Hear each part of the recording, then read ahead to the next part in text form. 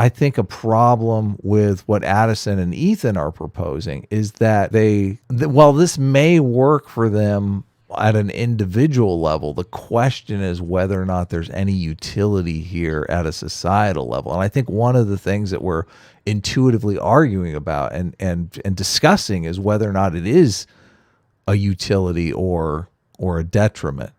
I think a big motivation for what Addison and other people are doing in this kind of like gender mixing stuff is that they just want to rebel against some kind of norm. Exactly. Which is fine, but then what do you do once the rebellion is norm? What do you do then? The interesting thing for me is that we're at a point where you just have to ask yourself, where is how much utility can we really lose, and how much of it isn't really utility? Like, there was a point when we believed that gender roles had a utility to them, right? Because we had this belief that was incorrect, that men and women were different to the point where women, were bad at math. So therefore you would never want a woman as an accountant, right? So therefore that was kind of a utilitarian type of shortcut. It was a practical matter, but that turned out to be incorrect. And I would count that as part of this march of scientific progress. We realized that, oh, wait a second, we're better off if we don't make those assumptions about people, because then we're locking all of these people out of, the accounting market that may be actually great accountants. Like, we're locking all of these women out of healthcare that ended up, being great doctors and true. Very true. So we made those changes, and we made those changes for practical utilitarian reasons. The thing that is, I think, a problem with what Addison and Ethan are proposing is that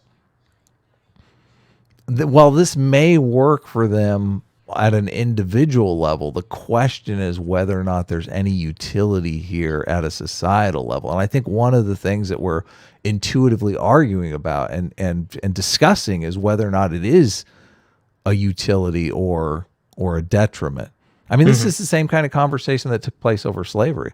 I literally did a debate on how slavery was inefficient. Like slavery is not only immoral, it's bad for society in a way that's just like it's bad for society in ways that extend beyond the general being immoral. concern. Yeah, exactly.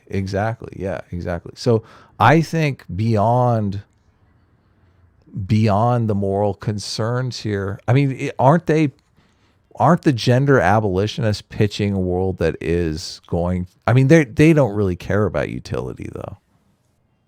I think they don't even recognize that there is utility going on in they don't care about, they care about their own utility, because you have to say, so like if you have a style when you put on your clothes, you're telling people something, right? If you dress very masculine, you're telling people that you're very masculine. If you dress very feminine, you tell them the opposite. Dress like a goth kid, you're telling people that you really like goth. And there are certain expectations that everyone knows are associated with these things. And the whole point of this is you're trying to give information to other people about what to think of you before they ever interact with you. That's kind of a lot of what's going on here. Yeah. And that is sign of what makes this sort of I wonder if this is like a situation that's unwinnable for the gender activists, because I would say that for people like Addison, who are intentionally doing this,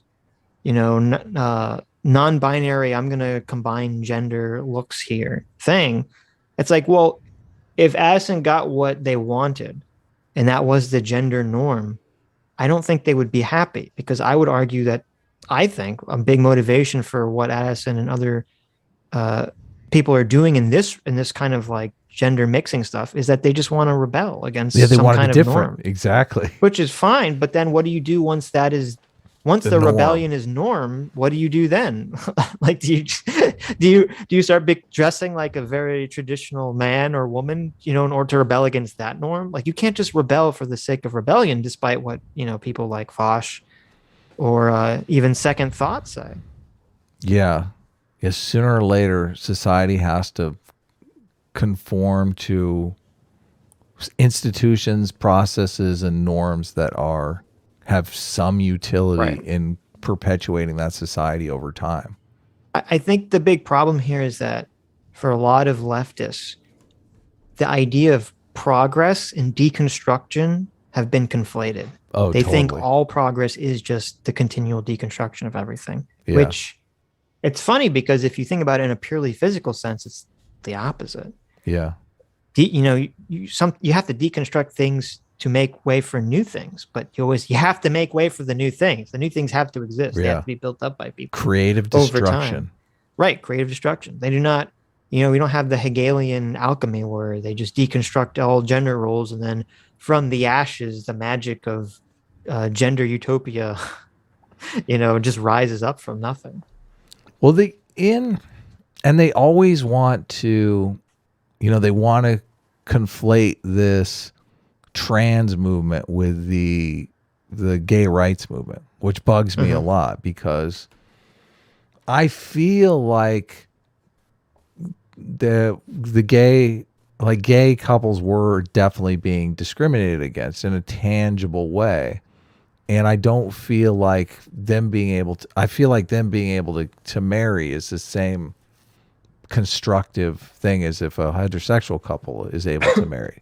So I feel like they're out of that change, you facilitate more social utility.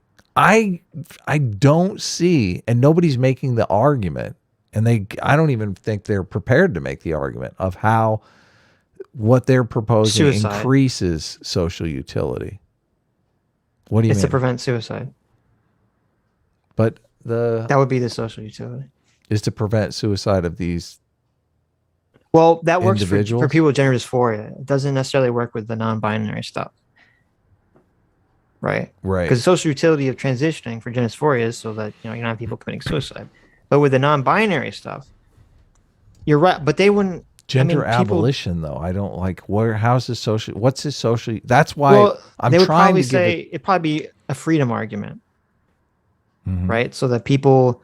This is why I hate it. It's like the whole concern is like, oh, people are going to be stereotyped for gender roles, okay?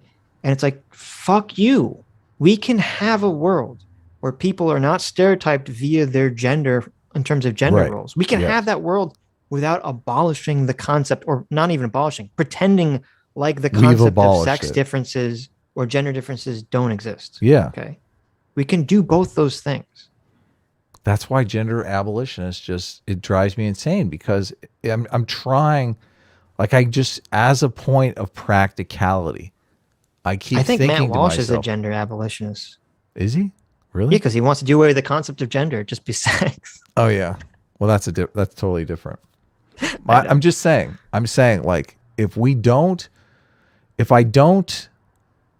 think of a friend in my head and gender that person immediately, which is just it's natural. It happens.